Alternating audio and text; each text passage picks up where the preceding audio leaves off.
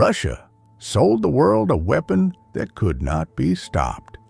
A weapon that flew like a meteorite, hit like a thunderbolt, and laughed at every air defense system on Earth.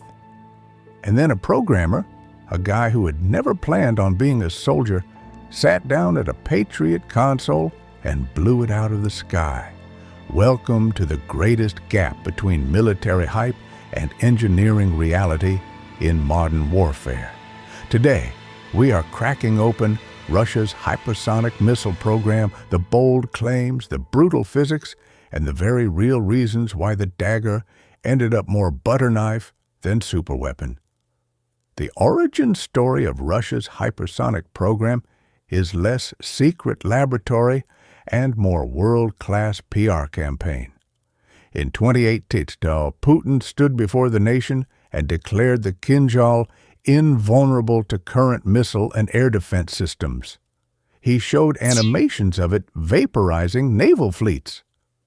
He also unveiled the avant-garde glide vehicle, claiming it flew at 20 times the speed of sound and was absolutely invincible.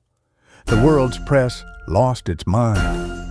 Defense ministries started sweating. Budgets shifted. Russia had achieved something remarkable. Not a working superweapon, but the perception of one. Now let's talk about what was actually under the hood. Number one, the Kinzhal was not really a hypersonic missile.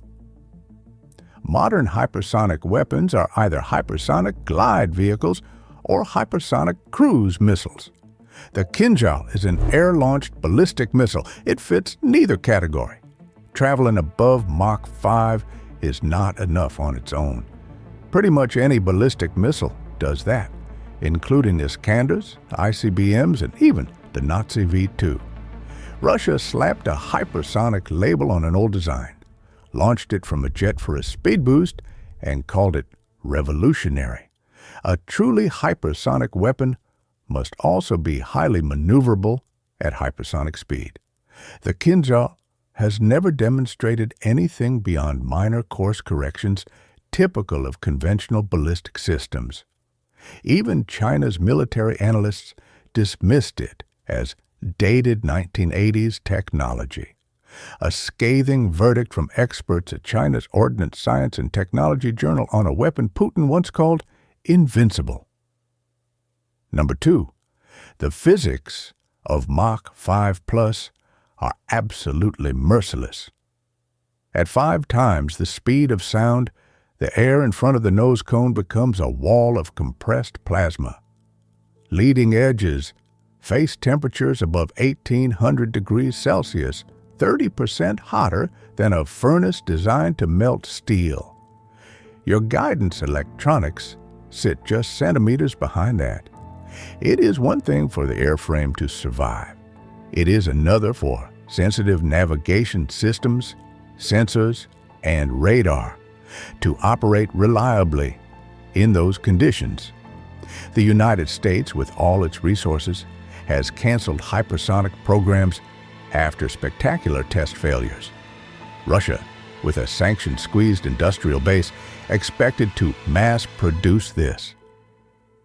Number three, at hypersonic speeds, your guidance system goes effectively blind.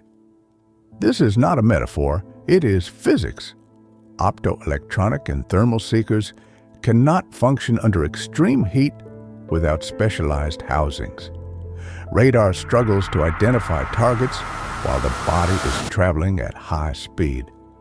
The result is heavy reliance on accelerometers and gyroscopes, which must themselves be redesigned to survive extreme forces. Every wire, connector, and circuit board must be engineered from scratch to survive an environment that destroys conventional electronics in fractions of a second. Does that sound like something a factory struggling with bankruptcy and component shortages can reliably produce? Number four, manufacturing precision at this level is brutally unforgiving. At Mach 5, a millimeter of misalignment in a control surface does not cause a slight wobble. It causes catastrophic flight path deviation. The aerodynamics are complex and difficult to predict. Small changes in shape or orientation have outsized effects on flight path. And here is where Russia's industrial reality crashes into its propaganda. The Voronezh-based Electro-Pribor factory, which manufactures key Kinzhal components, is on the verge of bankruptcy. A factory making parts for your superweapon on the verge of bankruptcy. Russia's defense sector is further hampered by poor financial management, corruption, and the costs of import substitution. Number 5. Russia's hypersonic missiles were critically dependent on foreign parts they can no longer get. According to Ukrainian military intelligence, approximately 50 electronic components in the Kinzhal are of foreign production. 50 foreign-made parts in its flagship hypersonic weapon. Sanctions gutted that supply chain. The result? The Kinzhal is produced in quantities estimated at fewer than 10 per month. Fewer than 10 per month for a country fighting the largest land war in Europe since World War II. That is not a super weapon program. That is a boutique operation. Number 6. Russia's use of the Kinzhal exposed how thin the arsenal actually was. The first operational deployment came on March 18, 2022, against an underground weapons depot in western Ukraine. Russia's pressed machine went into overdrive. Then usage almost stopped. Already strained by conventional ammunition shortfalls and supply chain disruptions from sanctions in the pandemic, Russia was rationing its superweapon, not out of strategic restraint, because they simply did not have enough. Number 7. Ukraine shot the Invincible missile out of the sky, repeatedly. On May 4, 2023, Ukraine intercepted a Kinzhal using a U.S.-supplied Patriot system. Russia's response was pure denial. 12 days later, Ukraine reported intercepting 6 Kinzhals in a single engagement. Both events were verified by U.S. government sources. The operator who fired the first shot was a former programmer named Dmytro, with fewer than 3 months of Patriot training.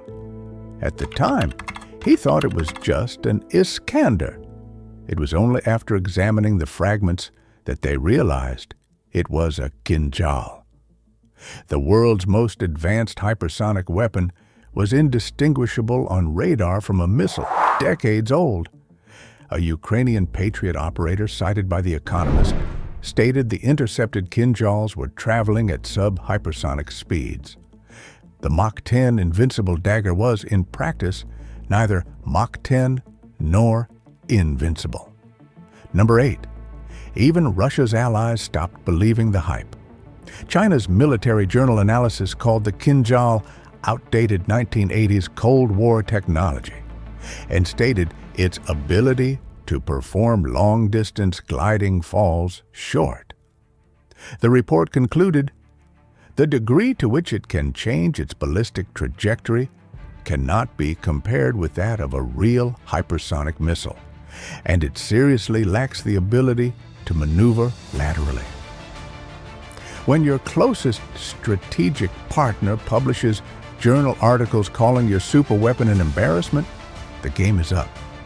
The Royal United Services Institute put it plainly, Russian hypersonic capabilities are more useful as a psychological tool than a military asset.